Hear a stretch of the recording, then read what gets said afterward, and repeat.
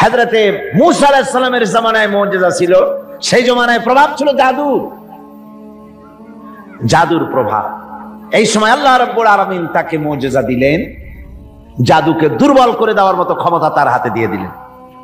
কোরআনে কারীমে রব্বুল আলামিন বলছেন, ওয়ামা তিলকা বিয়ামিনিকা ইয়া মূসা, হে মূসা তোমার ডান হাতে ওটা কি?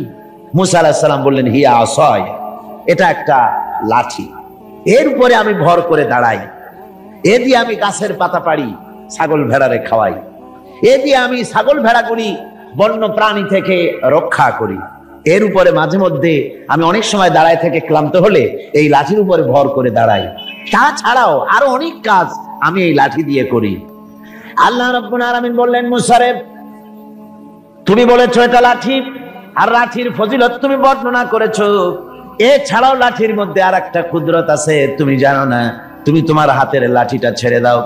লাঠি তিনি ছেড়ে দিলেন, হিয়া হাইয়াতুন তাসআ, একটা বিরাট অজগর হয়ে গেল। মূসা আলাইহিস সালাম ভয় পেলেন, আল্লাহ বললেন ভয় পেও না, খুযহা ওয়ালা তাখাফ, ভয় পেও না, এটাকে ধরো। মূসা আলাইহিস সালাম দেখলেন আল্লাহ বলতেছেন ভয় পেও না, এরপর তো ভয় করাই উচিত না। মূসা আলাইহিস সালাম ধরলেন, সাথে সাথে সাপ কি হয়ে গেল? লাঠি হয়ে গেল। আমি পুরা ঘটনা বলবো না, মুজিজার কথাটাই বলতেছি। এরপরে যখন ফেরাউন তার জাদুকরদের নিয়ে জাদুর প্রদর্শনী করলো, জাদুকরেরা তাদের হাতের কাছে যা কিছু ছিল মন্ত্রপুত করলো, সেগুলি সিংহ হলো, বাঘ হলো, সরীসৃপ হলো, মূসা আলাইহিস সালামের উপরে ঝাঁপায় পড়লো। হযরতে মূসা আলাইহিস সালাম ভয় পেয়ে গেলেন। আল্লাহ রাব্বুল আলামিন বললেন, মূসা রে ভয় পাওয়ার কোনো কারণ নাই, তোমাকে বাতিলের বিরুদ্ধে ময়দানে নামাইয়া তোমাকে একা আমি ছেড়ে দেই নাই, আমি আল্লাহ রাব্বুল আলামিন তোমার সাথে আছি, তুমি তোমার হাতের লাঠি ছেড়ে দাও।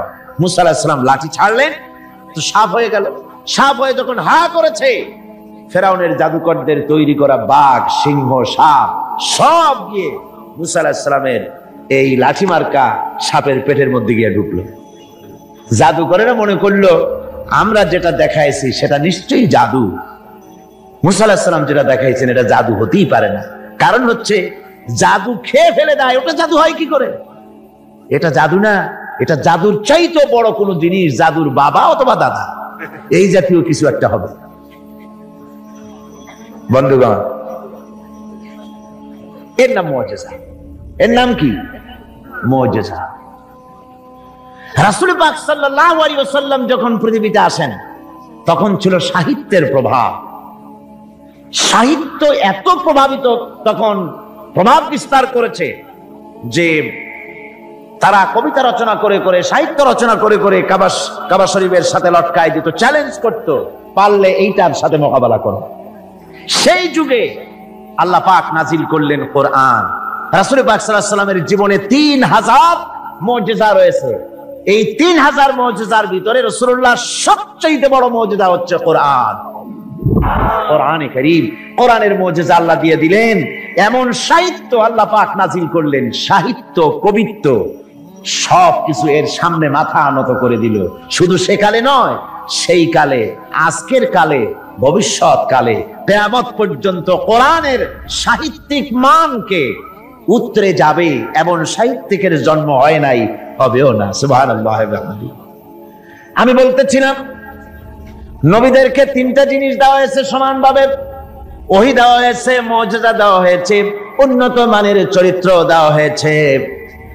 হযরতে দাউদ আলাইহিস সালামকে যে মুজিজা দেওয়া হলো, দাউদ আলাইহিস সালাম ইন্তেকাল করলেন, মুজিজা তার কবরে চলে গেল। আজ আর পৃথিবীতে কোন মানুষ লোহা ধরে চাপ দিলে পানি হয়ে পড়ে যাবে না। সুলাইমান আলাইহিস সালাম ইন্তেকাল করলেন, মুজিজা কবরে নিয়ে চলে গেলেন। আজ আর পৃথিবীর কোন মানুষ বিনা ইঞ্জিনে তক্তায় বসলে প্লেনের মতো করে আর উড়বে না। হযরতে মূসা আলাইহিস সালাম ইন্তেকাল করেছেন, মুজিজা তার কবরে চলে গেছে। আজ আর যত ফুফা দেওয়া হোক না কেন, কোন ফুতে লাঠি আর সাপ হবে না। কি বলেন, লাঠি আর সাপ হবে কারো? হবে না। হযরত ঈসা আলাইহিস সালাম দুনিয়া থেকে বিদায় হয়ে গেলেন, মুজিজা তার সাথে চলে গেল। হযরত ঈসা আলাইহিস সালামকে আল্লাহ রাব্বুল আলামিন উঠায় নিলেন। তিনি ইন্তেকাল করেন নাই, তাকে আল্লাহ উঠায় নিয়েছেন। হযরত ঈসার সাথে মুজিজাও চলে গেল। আজ আর কেউ জন্মদের চোখের উপরে হাত বুলালে চোখ ভালো হয় না, তার মানে নবীরাও শেষ, মুজিজাও শেষ। একজন মাত্র নবী জনাবে মুহাম্মদ রাসূলুল্লাহ সাল্লাল্লাহু আলাইহি ওয়াসাল্লাম ইন্তেকাল করেছেন, কিন্তু তার মুজিজা কবরে নিয়ে যান নাই। তার মুজিজা কোরআন আজও আছে, আর কিয়ামত পর্যন্ত রাসূলুল্লাহর মুজিজা থাকবে। রাসূল পাক সাল্লাল্লাহু আলাইহি ওয়াসাল্লামের এই মুজিজা চিরন্তন, শাশ্বত, কিয়ামত পর্যন্ত তা টিকে থাকবে। সুবহানাল্লাহ পড়ে। আমার ভাইরা, সে কোরআন আপনারা শুনতে এসেছেন, লাইলাতুল মেরাজে অবতীর্ণ করেছেন আর হেফাজতের দায়িত্ব নিয়েছেন। কোরআনে কারীম কখনো বিনষ্ট হবে না, কখনো রদবদল হবে না। কোরআন হেফাজতের দায়িত্ব কার? আল্লাহ রাব্বুল আলামিন বলছেন, নাহনু নাযালনায যিকরা ওয়া ইন্না লাহু লাহাফিজুন। কোরআন নাযিল করেছি আমি আল্লাহ, আর এর সংরক্ষণের সম্পূর্ণ দায়িত্ব আমি আল্লাহ আমার নিজ হাতে গ্রহণ করেছি। কখনো রদবদল হবে না। কোরআন হেফাজতের দায়িত্ব কার? আল্লাহ রাব্বুল আলামিন বলছেন, নাহনু নাযালনায যিকরা ওয়া ইন্না লাহু লাহাফিজুন। কোরআন নাযিল করেছি আমি আল্লাহ, আর এর সংরক্ষণের সম্পূর্ণ দায়িত্ব আমি আল্লাহ আমার নিজ হাতে গ্রহণ করেছি। নাযিল করেছি আমি, হেফাজতের দায়িত্ব আমার। সুবহানাল্লাহি ওয়া বিহামদিহি। হেফাজতের দায়িত্ব আল্লাহ নিয়ে নিলেন। কি সুন্দরভাবে হেফাজতের দায়িত্ব নিলেন। পৃথিবীতে কোনো কিতাবের হাফেজ নাই, কোনো বই হাফেজ নাই। কোন এত বড় একটা কিতাব, এটা কি সহজ ব্যাপার? এত বড় একটি কিতাব তা মানুষ মুখস্থ করেছে। আপনি আমাকে বলেন, যদি জানা থাকে, কোরআনের মতো এত বাক্য সম্বলিত কোন বই পৃথিবীর মানুষ, কোন ধর্মের মানুষ মুখস্থ করতে পেরেছে? জোরে বলেন, পেরেছে? পারেন, কিন্তু কোরআন পেরেছে। আল্লাহ বলছেন, আমি সহজ করে দিছি মুখস্থ করার জন্য, তাই পেরেছ। কি সুন্দর হেফাজতের দায়িত্ব আল্লাহ নিলেন। এই গত অগস্ট, সেপ্টেম্বর, অক্টোবরে আমার লন্ডনে ইংল্যান্ডের সফর ছিল। তো একটা মাদ্রাসায়, ক্যানন স্ট্রিট এর এক মাদ্রাসার হেফজখানার একটা কি বলে তাহফিজুল কোরআন মাদ্রাসার বার্ষিক মাহফিলে বক্তৃতা করছিলাম। বিভিন্ন জায়গায় কোরআনে কারীমের মাহফিলে, হেফজখানায় ইংল্যান্ডে আলহামদুলিল্লাহ অনেক হেফজখানা হয়েছে। টাইটেল মাদ্রাসা 3টা হয়েছে সেখানে, আলহামদুলিল্লাহ পড়ে 3টা টাইটেল মাদ্রাসা হয়েছে। Islamic kindergarten school, high school, college এর সংখ্যা হয়েছে 30টি, আর হাজার হাজার মসজিদ হয়েছে, আলহামদুলিল্লাহ পড়ে। তো এরকম একটি হেফজখানার তারা তাদের বার্ষিক মাহফিল আমাকে দাওয়াত দিয়েছে। ওই হাফেজদের মাথায় পাগড়ি দস্তরবন্দি করতে হবে, তো আমাকে দাওয়াত দেওয়া হলো। একটা ছেলের মাথায় পাগড়ি পরালাম, তার বয়স খুব, আমার মনে হলো 8 বছর হবে, কোরআনে কারীমের হাফেজ হয়েছে। তাকে পাগড়ি পরায় আলোচনার মধ্যে আমি বললাম যে আল্লাহ পাক যেন আটলান্টিক মহাসাগরকে একটা ঝিনুকের মধ্যে ভরে দিয়েছেন। এই বাচ্চা ছেলেটা একটা ঝিনুকের মতো, আর কোরআনে কারীম আটলান্টিক মহাসাগরের মতো, তার থেকেও বড়। এই ঝিনুকের মধ্যে আল্লাহ পাক হেফাজত করেছেন। কোরআনে কারীম আল্লাহ পাক এভাবে মানুষকে মুখস্থ করার সুযোগ করে দিয়ে কোরআন হেফাজতের ব্যবস্থা করেছেন। এই কোরআনে কারীম যার উপরে অবতীর্ণ হয়েছে, তিনি হচ্ছেন বিশ্বের সর্বকালের, সর্বযুগের সর্বশ্রেষ্ঠ মহামানব। তিনি হচ্ছেন বিশ্ব নবী জনাবে মুহাম্মদ রাসূলুল্লাহ। সবাই বলেন সাল্লাল্লাহু আলাইহি ওয়াসাল্লাম। তারই মেরাজের রাত আজকে। পৃথিবীর কোন পয়গম্বরের মেরাজ হয়নি, একমাত্র হুজুরের মেরাজ হয়েছে। তার কারণ হুজুরের সম্মান সবচাইতে বেশি। সবচাইতে সম্মান কার বেশি? একটু জিকির করেন জোরে সোরে, লা ইলাহা ইল্লাল্লাহ। জাযাকাল্লাহ।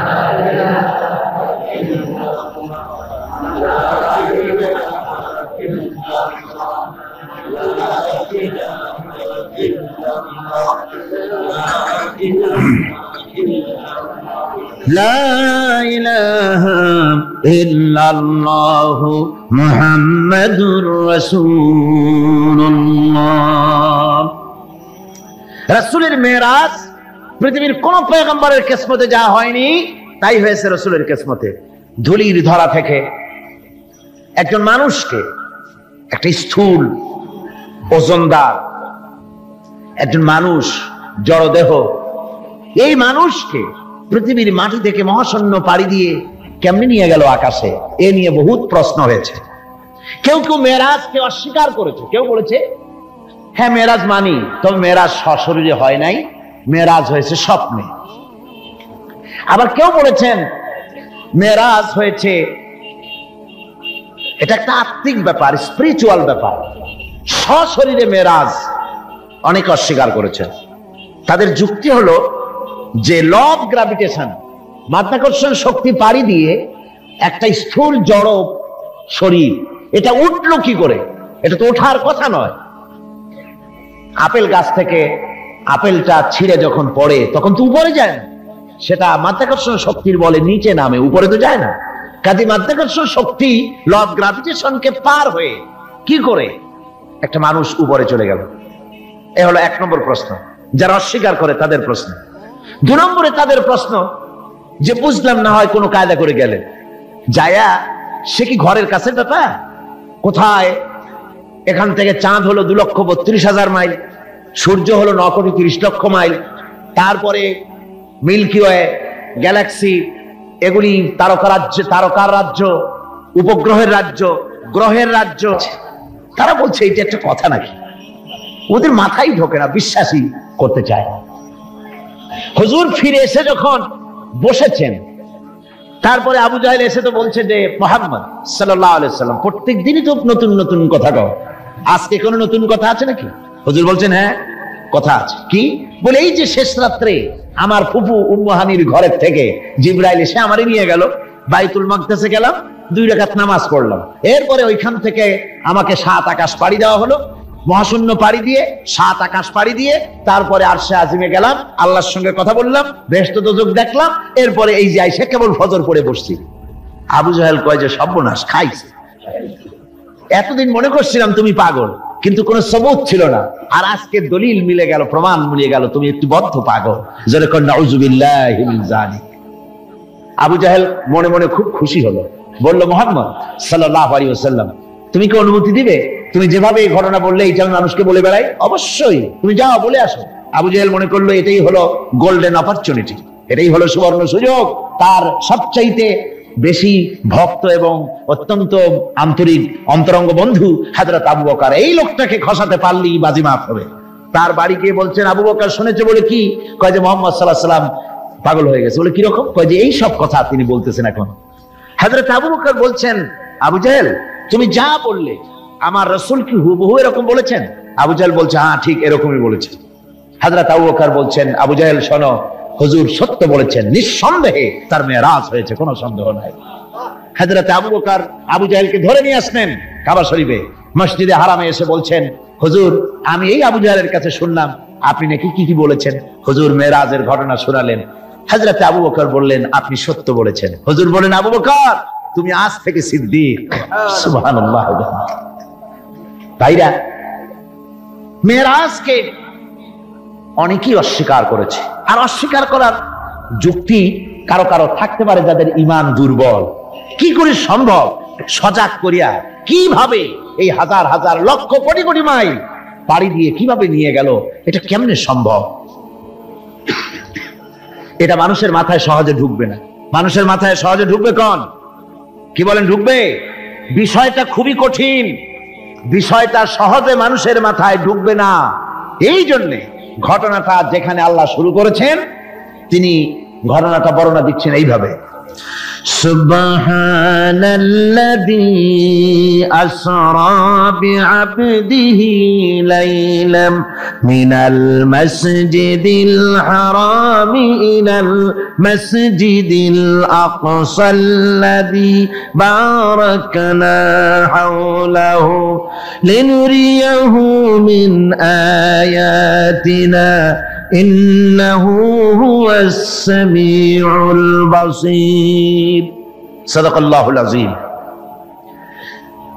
ঘটনাটার বিবরণ দিচ্ছেন আল্লাহ এভাবে, শুরু করছেন সুবহানাল্লাযী আসরা বিআবদিহি, সমস্ত অক্ষমতা দুর্বলতা থেকে মুক্ত সেই মহান সত্তা যিনি তার বান্দাকে ইসরা করিয়েছেন লাইলান, লাইলান রাতের একটি অংশ, পুরা রাত লাগে নাই, রাতের একটি অংশে তার বান্দাকে তিনি ইসরা করিয়েছেন। মিনাল মসজিদিল হারাম ইলাল মসজিদিল আকসা, মসজিদে হারাম থেকে মসজিদে আকসা পর্যন্ত রাতের একটি অংশে ইসরা করিয়েছেন। রাতের ভ্রমণকে আরবিতে ইসরা বলা হয়। আর এই বাইতুল মুকাদ্দাস থেকে আরশ আজিম পর্যন্ত ভ্রমণের নাম হচ্ছে মেরাজ, সিঁড়ি। সেই সিঁড়িটা কিরকম হবে পরে বলছি। এখানে বলা হচ্ছে তোমরা তো জিনিসটাকে কঠিন মনে করো, যেটা কি করে সম্ভব, এটাকে কঠিন মনে করো, অসম্ভব মনে করো, কিন্তু কাজটা ঘটায়ছেন এমন এক সত্তা সুবহানাল্লাহ, যিনি সমস্ত দুর্বলতা অক্ষমতা থেকে মুক্ত, মহান শক্তিশালী আল্লাহ ঘটনাটা ঘটায়ছেন। কাজী তোমাদের এই চিন্তা কেন, যেটা কি করে হলো, কাজটা কে ঘটায়ছেন? আল্লাহ সুবহানাহু ওয়া তাআলা তিনি ঘটায়ছেন। তার জন্য এগুলি কি কোনো অসম্ভব ব্যাপার? বলুন, এটা কি কোনো অসম্ভব ব্যাপার? নিশ্চয়ই কোনো অসম্ভব ব্যাপার না। বিজ্ঞানের দৃষ্টি দিয়ে, বৈজ্ঞানিক দৃষ্টিভঙ্গিতে এবং দর্শন দিয়ে আমি আপনাদেরকে বিষয়টা অনেকক্ষণ দৃষ্টান্ত দিতে পারবো। সে ধরনের মাল মশলা আমার কাছে মজুদ আছে, যে রাসূল পাক সাল্লাল্লাহু আলাইহি ওয়াসাল্লামকে মেরাজ হয়েছিল বিজ্ঞান এবং দর্শন দিয়ে বোঝানো যেতে পারে। কিন্তু এই যুক্তি, এই তত্ত্ব, এই তথ্যের কোন যুক্তি নাই, যেহেতু আল্লাহ নিজে বলেছেন সুবহানাল্লাযী আসরা বিআবদিহি লাইলাম মিনাল মসজিদিল হারাম।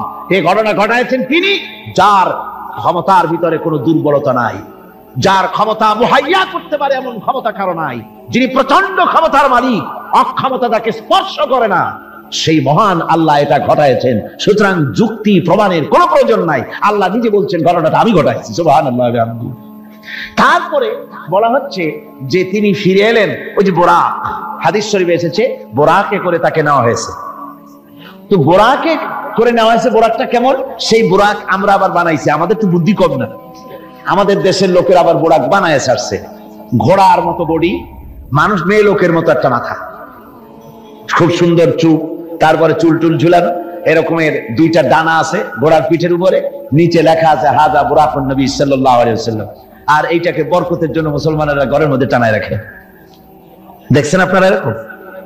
এরপরে আবার আরো একটা জিনিস বরকতের জন্য ইদানিং বেরিয়েছে, 15 টাকা 20 টাকা বিক্রি হয়, সুন্দর সুন্দর অফসেট পেপারে হুজুর সাল্লাল্লাহু আলাইহি ওয়াসাল্লামের পাগড়ি, হুজুর সাল্লাল্লাহু আলাইহি ওয়াসাল্লামের পায়ের জুতা, তারপরে হুজুর সাল্লাল্লাহু আলাইহি ওয়াসাল্লামের হাতে লেখা চিঠি, কই কই থেকে এগুলি সংগ্রহ করে এগুলি বিক্রি করার ব্যবস্থা করছে লোকেরা, বরকতের জন্য এগুলি রাখতেছে। হুজুর সাল্লাল্লাহু আলাইহি ওয়াসাল্লামের পাগড়ির কোন ছবি পৃথিবীর কোন মানুষের কাছে থাকার কোনো প্রমাণ নাই। সুতরাং এগুলি বাজে, এগুলি কিনে রেখে বরকতের জন্য এগুলি রাসূলকে তাওহীন করা হয়, এর দ্বারা ইজ্জত করা হয় না। রাসূলের পাগড়ি 20 টাকা দিয়ে কিনবেন আপনি? আজীব তামাশা। বোরাক বানানো হয়েছে। বোরাক হচ্ছে কি? বোরাক হচ্ছে অর্থাৎ যে জানে করে তাকে নেওয়া হয়েছিল, সেটা ছিল বোরাক বারকুন থেকে, বৈদ্যুতিক শক্তি সম্পন্ন, এমন বৈদ্যুতিক শক্তি, বিদ্যুৎ তো আলো, বিদ্যুৎ কি তা আলো, আর আলোর শক্তি কত, আলোর গতি হচ্ছে প্রতি সেকেন্ডে 1,86,000 মাইল, এটা হলো আলোর গতি। আল্লাহ পাক রাসূলকে যে জানে করে নিয়েছিলেন, সেটা ছিল এই ধরনের একটি গতি, প্রচন্ড গতি সম্পন্ন একটি যান। এই জানে করে আল্লাহ তাকে নিয়ে গেলেন, তারপরে তাকে ফেরত দিলেন। এসে তিনি দেখলেন যে উযু করে গেছিলেন, সেই উযুর পানি তখনও গড়াচ্ছে। এটা কি করে সম্ভব? এটা সম্ভব এইভাবে সম্ভব। আমি একটা দৃষ্টান্ত শুধু দিতে বাধ্য হচ্ছি, দৃষ্টান্ত দেওয়ার কোনো প্রয়োজন পড়ে না, যেহেতু কাজটা আল্লাহ করেছেন। কাজটা কে করেছেন? বোঝার জন্য ছোট্ট একটা দৃষ্টান্ত দেই, তাহলে বুঝতে একটু সুবিধা হবে। যেমন আমাদের দেশে বিভিন্ন সময় বিভিন্ন দেশ থেকে রাষ্ট্রপ্রধানরা আসে। ওই রাষ্ট্রপ্রধানরা আসতে পরে এয়ারপোর্ট থেকে নিয়ে শুরু করে অতিথি ভবন অথবা বঙ্গভবন পর্যন্ত কয়েকটা রাস্তা গভর্নমেন্ট নিয়ন্ত্রণ করে। এই রাস্তাসমূহে ট্রাফিক চলাচল বন্ধ করে দেওয়া হয়।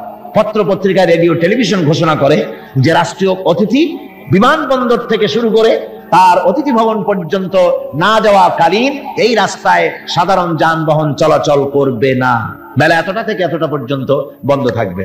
তারপরে মেহমান চলে গেল, মেহমান নামলো, গাড়িতে উঠলো, মোটর শোভাযাত্রা সহকারে তাকে অতিথি ভবন অথবা বঙ্গভবন নিয়ে যাওয়া হলো। এরপরে স্বাভাবিক প্রক্রিয়া, আবার ট্রাফিক চলাচল শুরু হয়ে গেল। এই রাস্তার সমূহে ট্রাফিক চলাচল বন্ধ করে দেওয়া হয়। পত্র পত্রিকা, রেডিও, টেলিভিশন ঘোষণা করে যে রাষ্ট্রীয় অতিথি বিমানবন্দর থেকে শুরু করে তার অতিথি ভবন পর্যন্ত না যাওয়া কালীন এই রাস্তায় সাধারণ যানবাহন চলাচল করবে না, বেলা এতটা থেকে এতটা পর্যন্ত বন্ধ থাকবে। তারপরে মেহমান চলে গেল, মেহমান নামলো, গাড়িতে উঠলো, মোটর শোভাযাত্রা সহকারে তাকে অতিথি ভবন অথবা বঙ্গভবন নিয়ে যাওয়া হলো। এরপরে স্বাভাবিক প্রক্রিয়া, আবার ট্রাফিক চলাচল শুরু হয়ে গেল। আমার ভাইরা, এইটা যদি পৃথিবীর সামান্য সলিমুদ্দি কলিমুদ্দির জন্য যদি এই ব্যবস্থা হয়, এই দুনিয়ার প্রেসিডেন্ট গুলা, এই পৃথিবীর নেতৃস্থানীয় ব্যক্তিবর্গ সলিমুদ্দি কলিমুদ্দি ছাড়া আর কিছুই না। আজ আছে কাল নাই, ঠিক কিনা গণ? আজ আছে কাল নাই, কিন্তু এদের মাথায় সেই আকল নাই, বুঝতে চেষ্টা করে না। যেই ক্ষমতা আসে সে মনে করে বাপের বাড়ির সম্পত্তি পেয়ে গেছি, সুতরাং যত খুশি নিজের ইচ্ছে মতো শয়তানি বদমাশি চালাতেই থাকে। সেই জন্য বলছি, সলিমুদ্দি কলিমুদ্দি সাধারণ টাইপের মানুষ, এদের জন্য যদি ট্রাফিক চলাচল বন্ধ করে দেওয়া হয়, তাহলে কোন সাধারণ মেহমান নয়, আকাশ ও জমিনে আল্লাহর পরে সবচাইতে বড় মর্যাদা কার? রাসূলের। জোরে চিল্লায় বলতে হবে, সবচাইতে বড় মর্যাদা কার? আল্লাহর পরেই মর্যাদা। চারটিখানি কথা নয়, ভালো করে বুঝতে হবে, মাথা খাটায় বুঝতে হবে। আল্লাহর পরে সর্বশ্রেষ্ঠ মর্যাদা হচ্ছেন মুহাম্মদ রাসূলুল্লাহ সাল্লাল্লাহু আলাইহি ওয়াসাল্লাম। আল্লাহর কাছে রাসূলের চাইতে বড় মেহমান আর কি কেউ আছে? আর কেউ আছে? এই শ্রেষ্ঠ মেহমানকে দাওয়াত দিয়েছেন আল্লাহ নিজে, আরশে আজিমে দাওয়াত দিয়েছেন। এখন মেহমানকে দাওয়াত দিয়ে আল্লাহ পাক যদি বলে থাকেন যে আমার মেহমান আমার বাড়ি আসতেছে, আরশে আজিমে আসতেছে, সুতরাং পৃথিবীর আহ্নিক গতি, এর বার্ষিক গতি, এর সময়ের গতি, এর ইথারের গতি, এর অক্সিজেন, এর পৃথিবী পরিচালনার গতি, গতিবিজ্ঞান যাকে বলা হয়, এই গতি, এই শক্তি, এই পরিচালনার শক্তি, সময়, কাল, সবটাকে আল্লাহ যদি স্টপ করে দিয়ে থাকেন, দাঁড়িয়ে থাকো জায়গায়, রাত এখন 3টা 45 মিনিট 35 সেকেন্ড, এখানে দাঁড়িয়ে থাক, আমার মেহমান আরশে আজিম ভ্রমণ করে আমার সঙ্গে কথা বলে বেহেশত দোজখ দেখে তারপরে যখন বাড়ি যাবে, এরপরে 3টা 35 মিনিট 47 সেকেন্ড থেকে আবার চালু হবে। এভাবে যদি আল্লাহ সময়ের গতি বন্ধ করে দিয়ে থাকেন, তাহলে রাসূল পাক সাল্লাল্লাহু আলাইহি ওয়াসাল্লাম আরশে আজিম ভ্রমণ করে ঘরে এসে যদি দেখেন উজুর পানি তখনও গড়াচ্ছে, তা কি অসম্ভব? তা কি বিচিত্র কিছু? আদৌ বিচিত্র। এই জন্য আল্লাহ সুবহানাহু ওয়া তাআলা বলেছেন, সুবহানাল্লাযী আসরা বিআবদিহি। দেখুন, কাজটা ঘটায়ছেন আল্লাহ পাক, তারপরে বলছেন যে তিনি তার বান্দাকে, বিআবদিহি, তার বান্দা। হুজুর সাল্লাল্লাহু আলাইহি ওয়াসাল্লামের এত বড় মর্যাদা, কিন্তু এত বড় মর্যাদা হলেও তিনি আল্লাহর সমকক্ষ নন। আল্লাহর সমকক্ষ? জোরে কোন আল্লাহর সমকক্ষ? নিশ্চয়ই নয়। তিরমিজি শরীফের হাদিসের ভিতরে এসেছে, তিরমিজি শরীফের হাদিস, এক লোক হুজুরকে বলছেন, হে রাসূল, কথা প্রসঙ্গ বলছে, আপনি যা, আল্লাহ যা ইচ্ছা করেন আর আপনি যা ইচ্ছা করেন। কথাটা ঠিক এইভাবে আসছে হাদিসে, হে রাসূল, আল্লাহ যা ইচ্ছা করেন আর আপনি যা ইচ্ছা করেন। হুজুর সাল্লাল্লাহু আলাইহি ওয়াসাল্লাম সঙ্গে সঙ্গে লোকটিকে সতর্ক করে দিলেন, বললেন, তুমি তো আমাকে আল্লাহর সমকক্ষ করে দিলে, তুমি তোমার কথা পাল্টাও, বলো শুধুমাত্র আল্লাহ যা করেন তাই, আমার ইচ্ছায় নয়, যা হয় সবকিছু আল্লাহ সুবহানাহু ওয়া তাআলা তার ইচ্ছায়। সুতরাং আল্লাহর সমকক্ষ রাসূল নন, ঘটনা ঘটায়ছেন আল্লাহ, আর ঘটনাটা যাকে দিয়ে ঘটায়ছেন তিনি হচ্ছেন আল্লাহর কি? বান্দা। তিনি আল্লাহর কি? বান্দা। এই বান্দা শব্দ, এই আব, কোরআনে কারীমে বহু জায়গায় হুজুরকে আল্লাহ পাক আব বলেছেন, নবীও বলেন নাই, রাসূলও বলেন নাই, নামও নেন নাই, শুধু বলেছেন আব। এর দ্বারাই বোঝা যায় হুজুরকে আল্লাহ পাক বলেছেন। অর্থাৎ আবদিয়তের চাইতে বড় ডিগ্রি আল্লাহর কাছে আর কিছুই নাই। নবী রাসূল গৌণ, মুখ্য হচ্ছে আব্দ। মুখ্য কি জোরে কোন? আব্দ, আল্লাহর বান্দা হয়ে যাওয়া। যেমন আপনারা দেখতে পান কোরআনে কারীমের প্রথমেই এই আয়াত আছে, ইন কুনতুম ফি রাইবিন মিম্মা নাযালনা আলা আবদিনা, আমি আমার বান্দার প্রতি যে কিতাব নাজিল করেছি, এই যে আবদিনা, আমার বান্দা, কে আব্দ? মুহাম্মদ রাসূলুল্লাহ সাল্লাল্লাহু আলাইহি ওয়াসাল্লাম। অন্য আয়াতের মধ্যে রব্বুল আলামিন বলেন, তাবারাকাল্লাযী নাযালাল ফুরকানা আলা আবদিহি লিয়াকুনা লিল আলামিনা নাযীরা। অতীব বরকতশালী সে আল্লাহ রাব্বুল আলামিন, যিনি তার বান্দার উপরে ফুরকান অবতীর্ণ করেছেন। কে সেই বান্দা? মুহাম্মদ সাল্লাল্লাহু আলাইহি ওয়াসাল্লাম। সুতরাং আবদিহি, তার বান্দাকে ইসরা করিয়েছেন মসজিদে হারাম থেকে মসজিদে আকসা পর্যন্ত। তারপরে সেখান থেকে নিয়ে গেলেন আরশে আজিমে, নিয়ে তাকে কি করলেন, দিলেনটা কি? এখানে কথা হচ্ছে, আমাদের দেশের লোকেরা বিভিন্ন সময় এইসব কথা আলোচনা করে বা ওয়াজের মধ্যে বলেন কেউ কেউ, যেটা হচ্ছে শুধুমাত্র নামাজ। আল্লাহ পাক তাকে মেরাজে নিয়ে নামাজ দিয়েছিলেন। আচ্ছা ভাই, শুধু নামাজ দেওয়াই যদি আল্লাহর উদ্দেশ্য থাকে, তা আবার বলে কি? যে নামাজ তো দিচ্ছেন আল্লাহ 50 ওয়াক্ত। মুসা আলাইহিস সালামের সঙ্গে যদি দেখা না হইতো, তাহলে আমাদের কাজ সর্বনাশ হয়ে যেত। মুসা আলাইহিস সালামের সঙ্গে দেখা হওয়ার কারণে কিছুটা কনসেশন আমরা পাইছি, অন্তত 45 ওয়াক্ত তো কমছে। তাহলে বোঝা গেল মেরাজ হয়েছিল শুধু নামাজের জন্য। কথাটি সঠিক নয়। নামাজের জন্য মেরাজ হওয়ার দরকারটা কি? যুক্তিতে আসে না। হজের জন্য তো মেরাজ দরকার হয় নাই, যাকাতের জন্য তো মেরাজ দরকার হয় নাই, জিহাদের জন্য তো মেরাজ দরকার হলো না, ইমানের জন্য তো মেরাজ দরকার হলো না। মেরাজ শুধু নামাজের জন্য দরকার হলো কেন? বিষয়টা শুধু নামাজ নয়।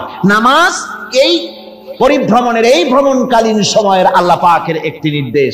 মূল ঘটনা ভিন্ন। মূল ব্যাপারটি হলো রাসূল পাক সাল্লাল্লাহু আলাইহি ওয়াসাল্লামের মেরাজ যখন হয়, তখন মক্কি জিন্দেগীর 12 বর্ষ পূর্ণ হয়েছে। মক্কি জিন্দেগীর নবুয়তের জীবনের 1 যুগ পূর্ণ হয়ে গেছে। তাওহীদের দাওয়াত, তাবলীগের দ্বীনের কাজ একটি চূড়ান্ত পর্যায়ে এসে গিয়েছে। এখন এই তাওহীদ, রিসালাত ও আখিরাতের উপরে ভিত্তি করে একটি নতুন সমাজ গঠনের পালা এসেছে।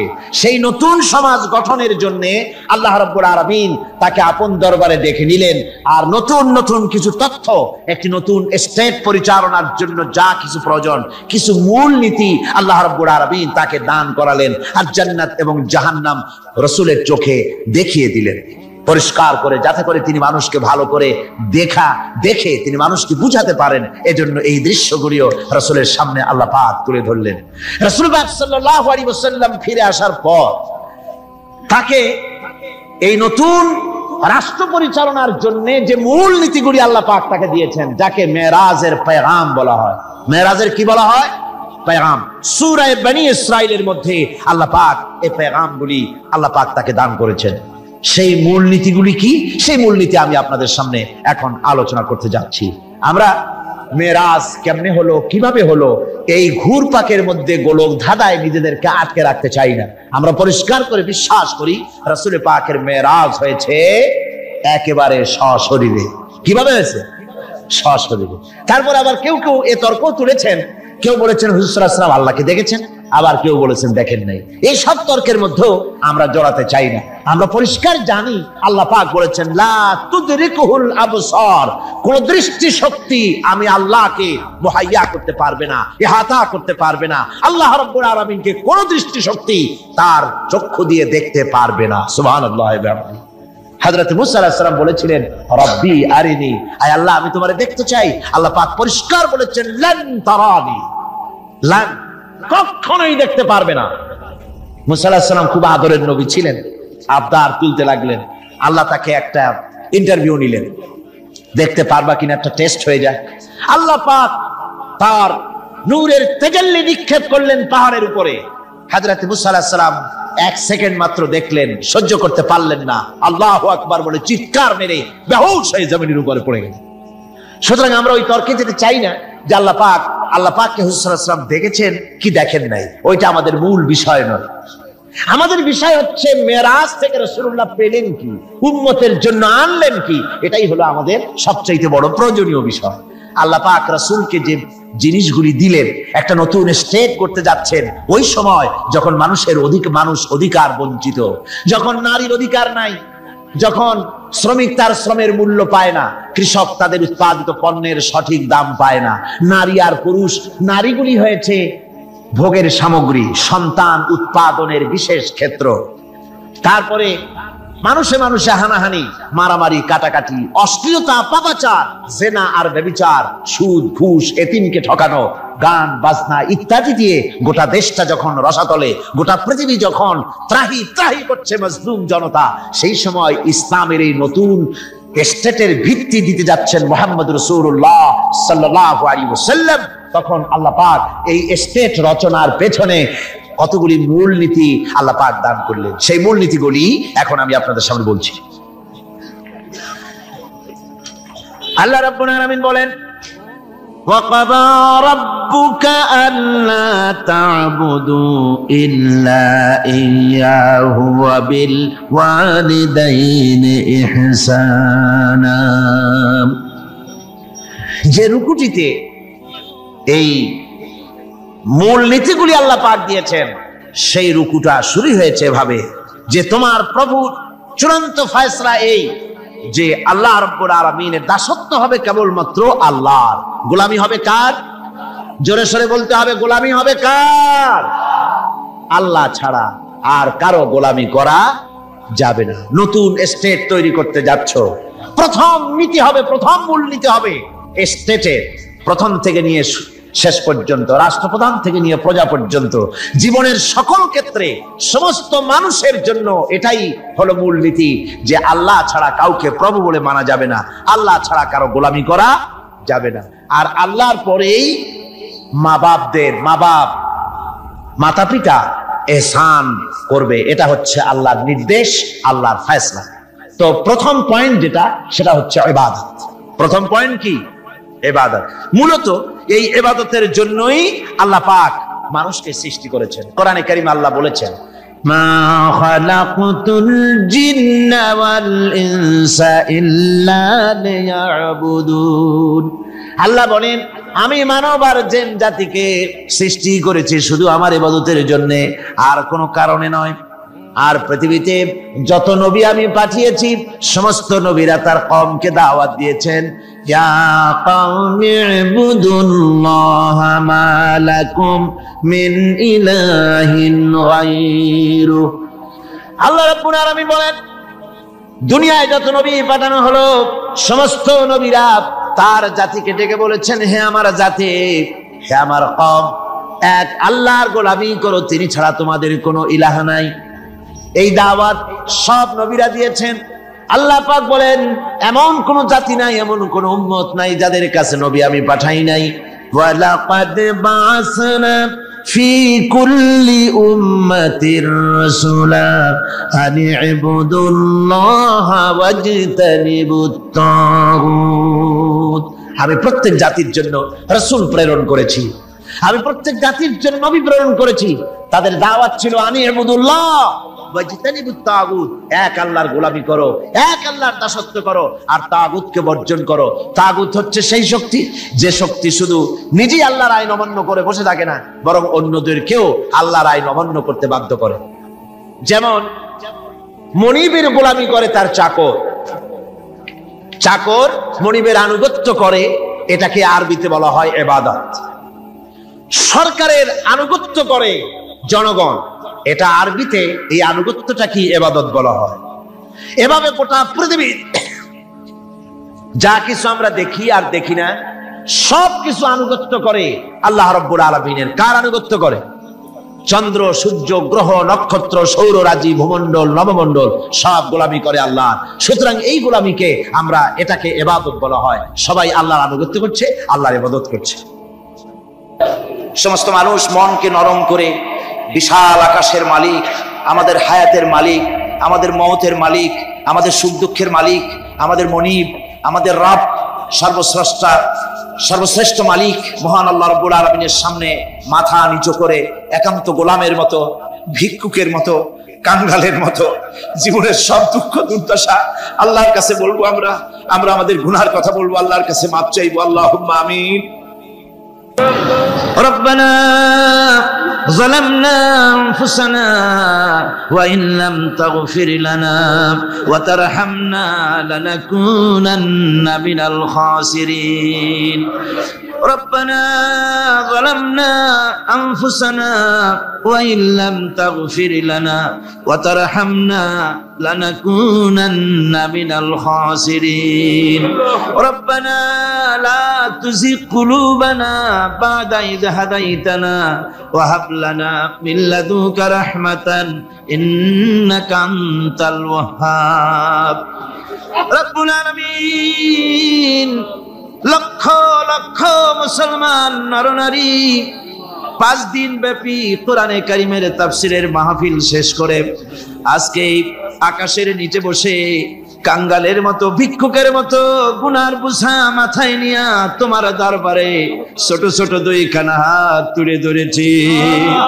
রব্বুল আলামিন আমাদের গুনার দিকে নজর করো না আমাদের গুনার দিকে তাকায়ও না আমরা এত গুনাহ করেছি সেদিকে তাকালে হয়তো রহমত করতে ইচ্ছে করবে না আয় আল্লাহ আমাদের গুনার দিকে তাকায়ও না আমাদের চোখের দিকে তাকাও আর আমাদের মুখের কাকুতি মিনতির দিকে তাকায়া আমাদের জিন্দেগির গুনাহ আল্লাহ maaf করে দাও রব্বুল আলামিন এই 5 দিন তাফসীর করতে গিয়ে যদি কোনো ভুল আমি করে থাকি আয় আল্লাহ আমি মানুষ ইলম কালাম নাই আমি যদি কোনো ভুল করে থাকি আল্লাহ তুমি দয়া করে আমাকে maaf করে দাও কোনো ভুল কথা যদি বলে থাকি তোমার বান্দাদের স্মৃতি থেকে তা মিটায়া দাও আয় আল্লাহ হক কথা যা বলেছি কোরআনের কথা হাদিসের কথা তিলাওয়াত যা হয়েছে জিকির আজকার হয়েছে আল্লাহ এতে তুমি খুশি হয়ে যে সওয়াবটুকুন দিবে আল্লাহ দয়া করে সওয়াবটুকুন সরওয়ারে কায়নাত আশরাফুল আম্বিয়া সাইয়্যিদুল মুরসালিন রাহমাতুল লিল আলামিন জনাবে মুহাম্মদুর রাসূলুল্লাহ সাল্লাল্লাহু আলাইহি ওয়াসাল্লামের রূহ মুবারকে পৌঁছায়া দাও রব্বুল আলামিন तमाम পৃথিবীর মাটির নিচে যত মুমিন মুমিনাত শুয়ে আছে আল্লাহ তাদের আরওয়ার পরে সওয়াব পৌঁছায়া দাও রব্বুল আলামিন আমরা বড় গুনাহগার এই মুহূর্তে মনে পড়ে গেল আমাদের আব্বা জানের কথা আমাদের মার কথা পড়ে গেল আল্লাহ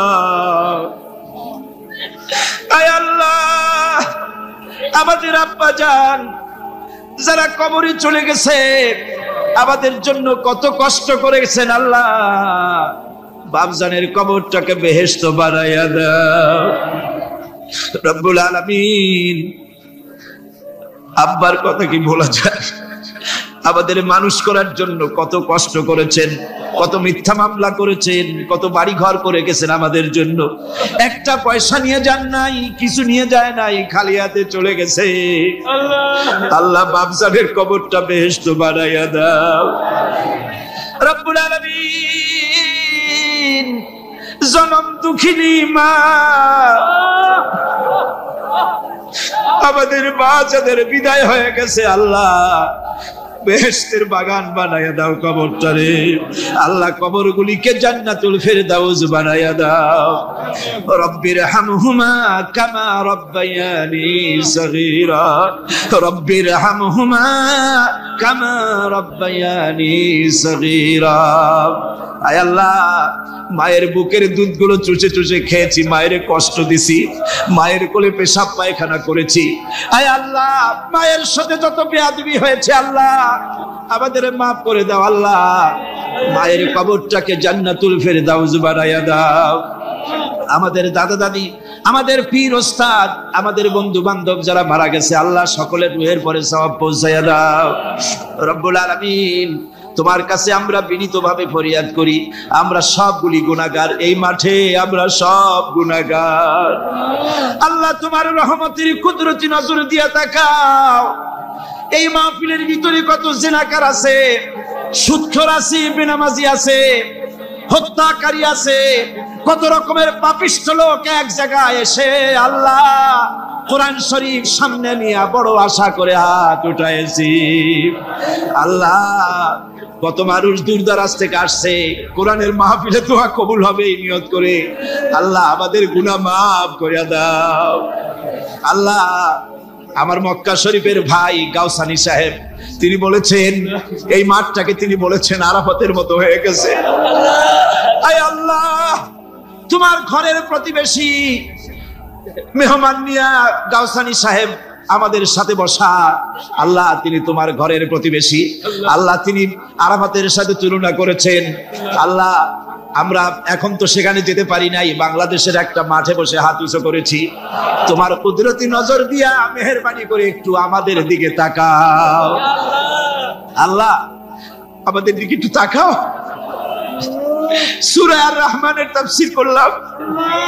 তুমি তো রহমান, তুমি রহিম, তুমি জব্বার, তুমি সত্তার, তুমি মুহাইমিন, তুমি মুমিন, তুমি মুতাকাব্বির, তুমি সত্তারুল উয়ুব। আল্লাহ আমাদের দিকে তাকাও, আমাদের দিকে তাকাও। আয় আল্লাহ এইভাবে করে মায়ের কাছে দাঁড়ায় যদি মা মা বলে যদি কাঁদতাম, এমন নিষ্ঠুর মা নাই যে কোলে না নিয়ে পারে। আল্লাহ মায়ের চাইতে লক্ষ গুণে মায়া তোমার বেশি, আমাদেরকে রহমতের কোলে টেনে নাও।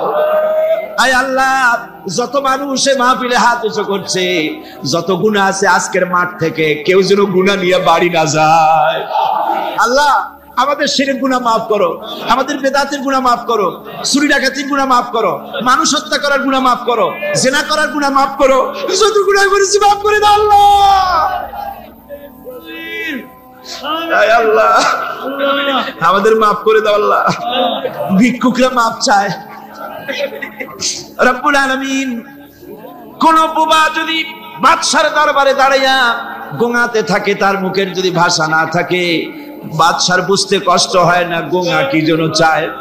আয় আল্লাহ তুমি সব ভাষা জানো, আমাদের গোঙানি আমাদের কান্নার আওয়াজ শুনে আল্লাহ আমাদেরকে মাফ করে দাও। রব্বুল আলামিন এই মুহূর্তে দোয়া করি আমরা বসনিয়ার মুসলমানের জন্য।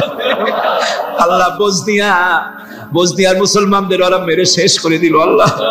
আল্লাহ তুমি দয়া করে তোমার রহমত, তোমার রহমান নামের ওসিলায় বসনিয়া বাঁচায়া দাও। সার্ব এবং ক্রোশীয়দেরকে তুমি খতম করে দাও। আলজেরিয়ার মুসলমান, ফিলিপিনের মুসলমান, প্যালেস্টাইনের মুসলমানদেরকে আল্লাহ হেফাজত করো। মিশরের ইসলামী আন্দোলনের লোকদেরকে আল্লাহ মারা হচ্ছে, তাদের তুমি হেফাজত করো। আল্লাহ কাশ্মীরের মুসলমানদেরকে ভারতের কাফের বেঈমানেরা মারতেছে, কাশ্মীরের মুসলমান বাঁচাইয়া দাও। আয় আল্লাহ আরাকানের মুসলমানদেরকে তুমি হেফাজত করো, বার্মার মুসলমানদের হেফাজত করো। রব্বুল আলামিন বাংলাদেশ আমাদের প্রিয় জন্মভূমি, আল্লাহ তুমি দয়া করে এই দেশে কোরআনের শাসন চালু করে দাও আল্লাহ। বাংলাদেশে কোরআনের আইন চালু করে দাও আল্লাহ। আল্লাহ ইয়া আল্লাহ ইয়া আল্লাহ।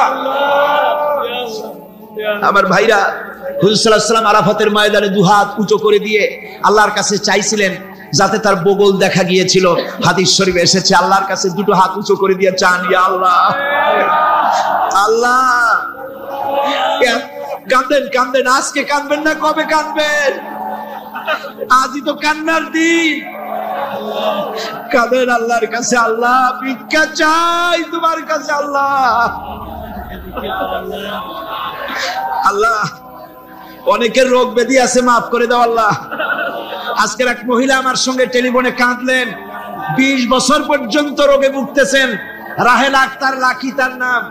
20 বছর পর্যন্ত ভুগতেছে রোগে, কাঁদতেছে, বলছে বিশ্বাস করি কোরআনের মাহফিলে দোয়া কবুল হবে, অপারেশন যেন লাগে না দোয়া করেন, এই মহিলাকে যেন আল্লাহ অপারেশন না লাগায় ভালো করে দেন।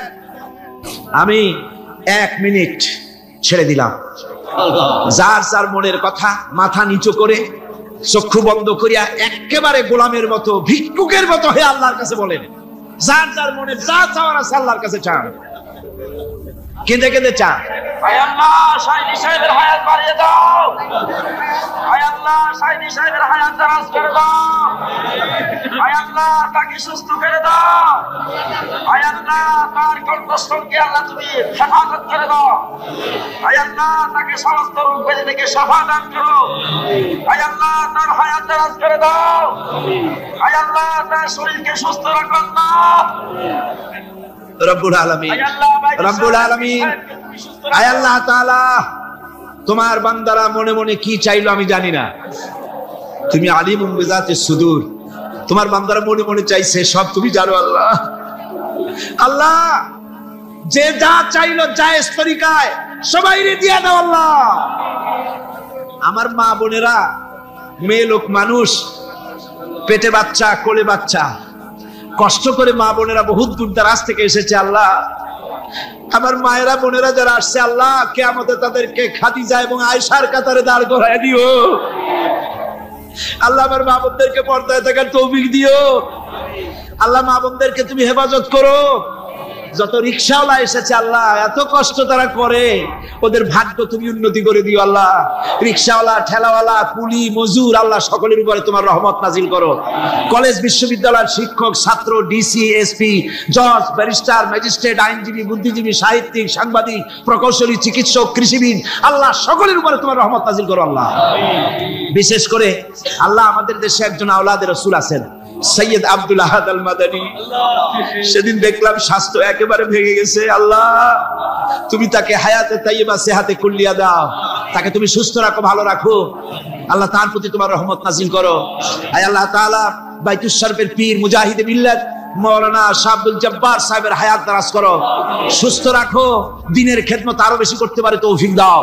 আয় আল্লাহ তাআলা তুমি দয়া করে আমাদের বিবি বাল বাচ্চা যা দান করেছো সবগুলিকে নামাজি বানাও আল্লাহ, দিনদার বানায় দাও রব্বুল আলামিন। গারাঙ্গিয়ার পীর সাহেব, বাঁশখালীর পীর সাহেব, আরো অনেক জায়গার পীর সাহেব, আল্লাহ সকলের উপরে তোমার রহমত নাজিল করো আল্লাহ রব্বুল আলামিন। হকপন্থী পীর, হকপন্থী আলেম সব ঐক্যবদ্ধ করে দাও আল্লাহ। আল্লাহ অনেক কথাই তো বললাম, তুমি কি বিরক্ত হবে আল্লাহ? তুমি বলেছো দুনিয়া আস্তাজিব লাকুম, আমারে ডাকবো আমি ডাকে সাড়া দেব। আল্লাহ আমরা জানি রাত যত বেশি হয় দুনিয়ার সরকারের অফিসগুলি সব বন্ধ হয়ে যায়, কিন্তু তোমার কারবার তো উল্টা। রাত যত বেশি হয় তোমার রহমতের অফিস তত কর্মচঞ্চল হয়ে যায়। রব্বুল আলামিন আমরা এই বিশ্বাস নিয়ে হাত নামাচ্ছি যে আমরা এতক্ষণ যা বলেছি তুমি শুনেছো, আমরা যা বলেছি তুমি কবুল করেছো। আয় আল্লাহ আমাদের মুনাজাত তোমার দরবারে কবুল করে নিও আল্লাহ।